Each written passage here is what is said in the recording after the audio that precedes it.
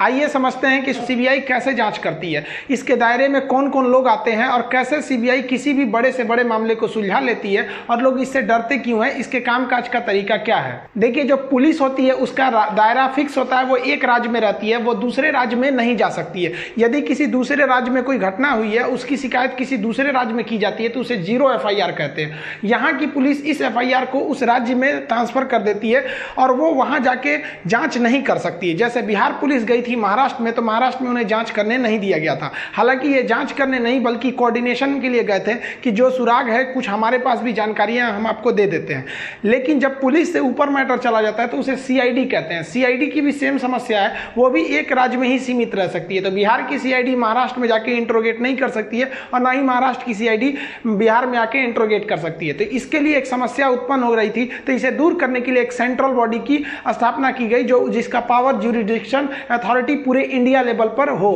साल 1941 में Delhi special force का गठन किया गया, लेकिन साल 1946 में दिल्ली फोर्स को एक स्पेशल पावर एक्ट के तहत जांच करने का अधिकार दे दिया गया और इसी को 1963 में सीबीआई में बदल दिया गया। सीबीआई का हेडक्वार्टर जो है वो दिल्ली में है। ये बहुत ही हाई प्रोफाइल मैटर की जांच करती है, चाहे वो राष्ट्रीय हो या अंतर्राष्ट्रीय मैटर हो। इसे पुलिस का पुलिस भी कहा जाता है। जैसे पुलिस एक डिपार्टमेंट है, यदि उसी में करप्शन होने लगे तो उसकी जांच सीबीआई कर देगी। कोई भी डिपार्टमेंट है, जैसे मान लीजिए आपके यहाँ का कोई भी डिपार्टमेंट है, अगर वो वही करप्ट हो गया तो उसकी जांच करने के लिए सीबीआई आ जाती है। सीबीआई के जो अफसर होते हैं ज्यादातर वो सिविल ड्रेस में ही आप उनको देखेंगे, वो वर्दी नहीं पहनते हैं। जब वो किसी सामान्य चीजों की जांच के लिए जाते हैं तो अमूमन उनके पास हथियार नहीं होता है, लेकिन जब वो किसी ऐसे एरिया में जाते हैं जहां खतरा होता है तो वो हथियार भी अपने साथ रख सकते हैं। सीबीआई में उनके कर्मचारियों की काफी कमी है और सीबीआई के पास बहुत से ज्यादा मामले हैं जो लंबित है। इस वजह से सीबीआई के ऊपर एक एक्स्ट्रा वर्कलोड रहता है। इस वजह से उन्हें सैटरडे संडे को भी काम करना पड़ जाता है, जिस कारण इसे देखते हुए सरकार उन्हें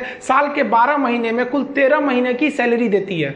सीबीआई जो होती है वो department of personal and training यानी कार्मिक मंत्रालय के अधीन काम करती है, जिस पर पीएमओ प्राइम मिनिस्टर ऑफिस सीधी नजर रखती है। किसी भी मामले की जांच के लिए सीबीआई को बुलाने के लिए राज्य सरकार की सहमति का आवश्यक है, केंद्र सरकार भी सहमति देनी चाहिए। लेकिन अगर राज्य सरकार अपनी सहमति नहीं देती है तो सुप्रीम कोर्ट या हाई कोर्ट के आदेश पर सीबीआई जांच को कराया जा सकता है। हाई कोर्ट और सुप्रीम कोर्ट सीबीआई से आग्रह नहीं करती है बल्कि आदेश देती है कि आप इस मामले की जांच करें। एक बार जब जांच सीबीआई को मिल जाती है तो सीबीआई का दायरा पूरे हिंदुस्तान में है, ये किसी के अंडर में अब नहीं आएंगे, ये किसी से भी इंट्रोगेट कर सकते हैं। आप देखे होंगे बिहार पुलिस के जब एसपी जब गए थे विनय तिवारी महाराष्ट्र में, तो इन्हें क्वारंटीन कर दिया गया था, इन्हें कोई भी सहयोग नहीं दिया गया था। लेकिन जब इसी कमांड को अगर सीबीआई अपने हाथ में ले लेती है तो सीबीआई पर किसी भी तरह का कोई दबाव नहीं रहता है, ना ही कोई लोकल एमपी एमएलए या मंत्री का कोई दबाव रहता है। अमूमन ऐसा देखा जाता है कि आपका अगर आप पहुंच वाले हैं या फिर आप बहुत ज्यादा रसूख रखते हैं तो पुलिस स्टेशन में आपकी कुछ ज्यादा अच्छे से इंट्रोगेट पुलिस नहीं कर पाती है। लेकिन यह समस्या सीबीआई के पास नहीं रहती है, सीबीआई पर किसी का भी दबाव नहीं रहता है। सीबीआई को यदि अंदेशा हो जाता है कि नहीं इस मामले में अगर पुलिस डिपार्टमेंट का ही कोई बड़ा से बड़ा अफसर क्यों नहीं संदिग्ध है तो वो उसकी भी जांच कर सकती है। जबकि अगर कोई पुलिस डिपार्टमेंट करेगी तो वो खुद डरती है अपने बड़े अफसर से इंट्रोगेट करने के लिए। लेकिन सीबीआई के साथ इस तरह की कोई समस्या नहीं है। सीबीआई जो है एकदम एडवांस टेक्नोलॉजी का प्रयोग करती है। वो उसे जिस लोगों का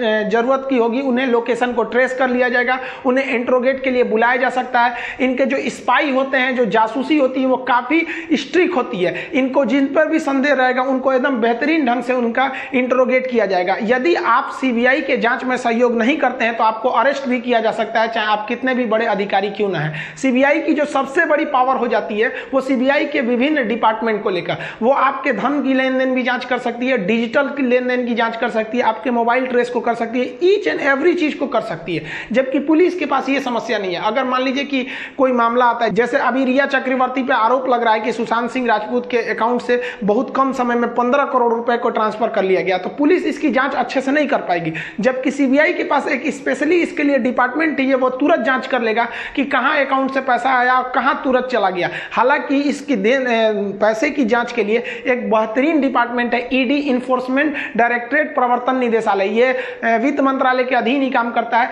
ये एकदम बारीकी से जांच करता है कि आप पैसे को कहां से कहां लेके गए। अगर उसे डाउट हो जाएगा कि आप पैसे का गलत लेन देन किए हैं तो आपके संपत्ति को ईडी सीज कर सकती है। तो अभी सुशांत सिंह मैटर में ईडी भी प्रवेश कर चुकी है, तो पैसे की लेन देन पे तो पूरी तरह अंकुश लगाया जा सकता है। और साथ ही जब सीबीआई एंट्री कर चुकी है तो हम उम्मीद करते हैं कि इसका एक स्पष्ट और एक निष्पक्ष जांच की रिपोर्ट आएगी। सीबीआई महाराष्ट्र पुलिस पर भी दबाव बनाएगी कि आखिर क्या कारण थे कि आप लोग एफआईआर दायर करने में इतना लेट कर दिए। आखिर क्या कारण था कि बिहार पुलिस को इसमें इनिशिएटिव लेना पड़ा।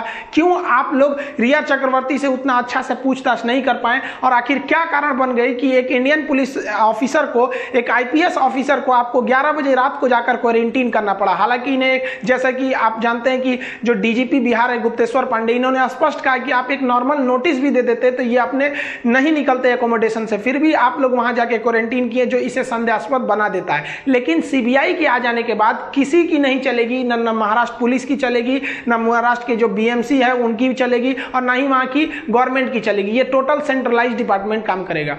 बात करते हैं कि सीबीआई में प्रवेश कैसे लिया जाता है। कोई भी अगर विद्यार्थी चाहता है कि मुझे भी सीबीआई में जाना हो तो उसके लिए उसका ग्रेजुएट होना जरूरी है, और उसके लिए एसएससी का एग्जाम देना होता है जो ग्रेजुएट लेवल पर होता है, जिसे कंबाइंड ग्रेजुएट लेवल सीजीएल कहते हैं। इस एग्जाम के माध्यम से उसे math, reasoning, English, general studies, current affair पर अच्छा पहुंच होना चाहिए, जिसकी वजह से उसे टीयर 1, टीयर 2 पास करने के बाद उसे इंटरव्यू में फाइनली जाना पड़ता है। उसके बाद उसे डिपार्टमेंट दिए जाते हैं। रैंकिंग्स के हिसाब से सीबीआई में आपका सिलेक्शन होता है। इसके अलावा सीबीआई जाने का एक और रास्ता है जिसे डिप्यूटमेंट कहते हैं। आप किसी राज्य पुलिस में यदि कार्यरत हैं तो आपकी जो परफॉर्मेंस रेट है उसके हिसाब से सीबीआई जो होती है वो राज्य पुलिस से भी कर्मचारियों को सेलेक्ट करके अपने यहां भर्ती कर लेती है।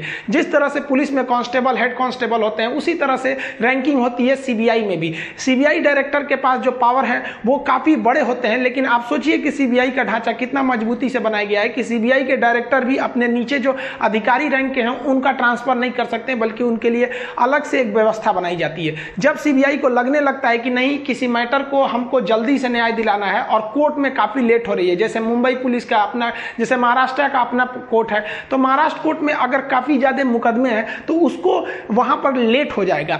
या फिर जो वहां पे छोटे कोर्ट है वहां पर भी भीड़ ज्यादा है, क्योंकि बहुत सारे मामले रहते हैं कोर्ट को निपटारा करने के लिए, इसलिए कोर्ट किसी भी मामले में ज्यादा समय नहीं दे पाती है। तो सीबीआई का अपना स्पेशल कोर्ट होता है। यदि सीबीआई को लगता है कि नहीं, हम वहां कोर्ट में ना जाके अपने सीबीआई के स्पेशल कोर्ट में देना चाहते हैं, तो सीबीआई स्पेशल कोर्ट से भी किसी भी मामले की त्वरित निपटारा कर सकती है।